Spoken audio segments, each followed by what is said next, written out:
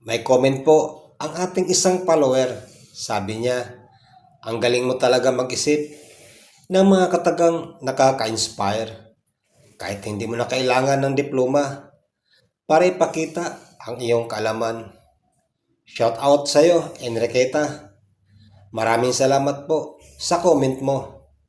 Wala na akong ibang hinahangad, kundi ang makapagbigay inspirasyon sa ating mga kababayan, lalo na sa ating mga OFW na hanggang sa ngayon ay lumalaban pa rin para maiyahon sa kahirapan ang kanilang mga pamilya. Kung meron man akong natulungan o na-inspire o nakarelate sa aking mga content, kahit isa man lang, ako po'y taos-pusong nagpapasalamat sa iyo.